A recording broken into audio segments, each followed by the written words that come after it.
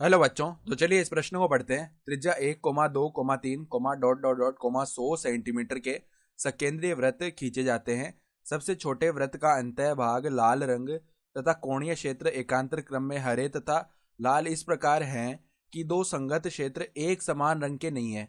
तब हरे रंग के क्षेत्र का कुल क्षेत्रफल सेंटीमीटर स्क्वायर में है। तो यहाँ पर देखो, हमें चारों विकल्पों में से सही विकल्प का चयन करना है। तो प्रश्न में आगे बढ़ने से पहले इस प्रश्न से संबंधित जो मुख्य उदाहरण है उसकी हम चर्चा कर लेते हैं।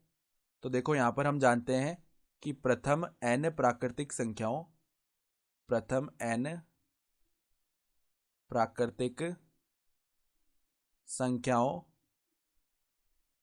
का योगफल क्या होता है, का योगफल बराबर में क्या आता है, n गुणा में n+1/2। सही है।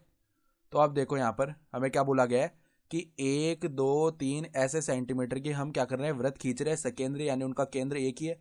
ये मान लो पहला वृत्त आ गया, फिर यह इस प्रकार दूसरा वृत्त आएगा, ठीक है। इस प्रकार मान लो ये तीसरा वृत्त आएगा, और यहाँ पर ऐसे चलते चलते 100 सेंटीमीटर तक जा रहे हैं, ठीक है। तो इसी प्रकार वृत्त चलते जाएंगे, और यहाँ पर मान लो इसी प्रकार आगे मतलब वृत्त खींचते चले जाएंगे, ठीक है।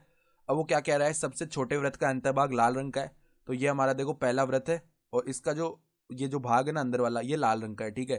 फिर क्या है, वृत्त का अंतःभाग लाल रंग तथा कोणीय क्षेत्र के एकांतर क्रम में हरे तथा लाल इस प्रकार है कि दो संगत क्षेत्र एक समान नहीं है। तो ये मान लो हमारा दूसरा वृत्त है, ये मान लो तीसरा वृत्त है, और इसी प्रकार हम आगे बढ़ते जा रहे हैं, ठीक है। तो हमें क्या बताना है, हरे रंग के क्षेत्र का कुल क्षेत्रफल बताना है, ठीक है। तो हरे रंग का क्षेत्रफल देखो कौन सा आएगा, ये अंदर वाला लाल है, तो ये जो बाहर वाला भाग है ना, ये पूरा हरे रंग का आएगा, ठीक है। ये हो गया इसका मतलब। तो अगर हमें हरे रंग का क्षेत्रफल बताना है ना, तो हम क्या करेंगे, जो भी दो क्रमागत वृत्त है ना, उनके क्षेत्रफल को आपस में घटाएंगे, और ऐसे हम घटाते चले जाएंगे, ठीक है। तो हमारा जो अभीष्ट क्षेत्रफल है ना, वो क्या बनेगा, अभीष्ट क्षेत्रफल, जो हरे रंग का क्षेत्रफल है वो क्या आएगा, देखो। तो देखो, पहले वृत्त का क्षेत्रफल पाई आर स्क्वायर होता है ना, तो पाई तो हमने बाहर निकाल लिया, ठीक है। फिर क्या होगा, देखो जो दो क्रमागत भाग है, जैसे कि यहाँ पर देखो, ये जो पहला भाग है ये तो लाल है पूरा, इसको आर लिख लिया हमने। अब ये जो बाहर वाला भाग होने वाला है ना, ये ग्रीन यानी कि क्या होगा, हरा होगा। तो हमें तो हरे भाग का क्षेत्रफल चाहिए ना। तो दूसरा जो वृत्त है उसमें से पहले वृत्त का क्षेत्रफल हटाएंगे, तो R2² माइनस में R1² आएगा। सही है, इसका मतलब ये हो गया। अब देखो, ये इसके जो बाहर वाला भाग है ये वापस लाल हो जाएगा, और उसका जो अगला भाग है वो क्या होगा हमारे पास, ये ग्रीन यानी कि हरा होगा। तो यहाँ पर एक चौथा वृत्त आ रहा होगा, ठीक है। तो ये जो चौथा वृत्त है, इसमें से जब हम तीसरे वृत्त का क्षेत्रफल हटा देंगे तो हमारे पास वापस क्या आ जाएगा, जो हरा भाग है उसका क्षेत्रफल आ जाएगा, ठीक है। तो चौथे भाग में से तीसरे भाग का क्षेत्रफल हटा दिया।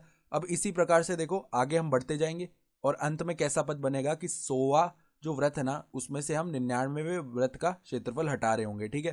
तो ये जितने भी हरे भाग है ना, उन सभी का क्षेत्रफल बन चुका है।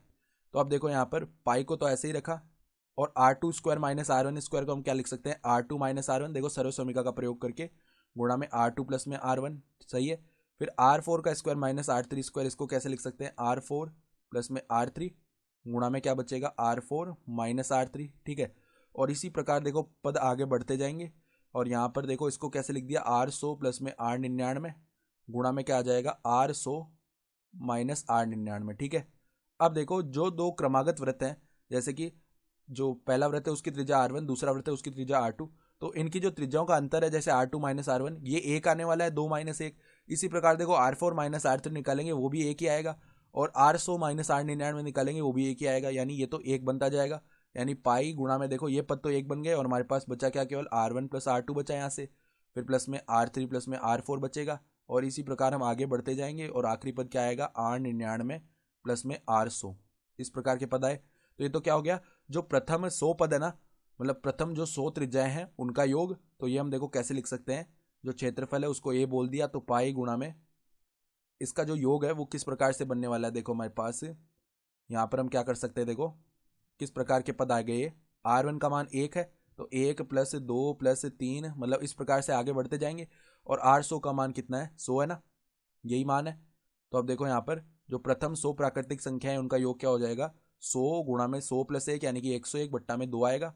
तो देखो यहाँ पर 2 यहाँ से 100 को 50 बार क्या करेगा, विभाजित, ठीक है। तो यहाँ पर देखो ये क्या बन जाएगा हमारे पास, 5050 पाई, और ये किस में आएगा, 5050 पाई सेंटीमीटर स्क्वायर, ठीक है। ये हमारा अभिष्ट क्षेत्रफल हो गया हरे भाग का। तो विकल्प बी जो है ना 5050 पाई हमारा सही विकल्प आ रहा है। तो आशा करता हूँ कि आपको ये प्रश्न समझ में आया होगा। धन्यवाद।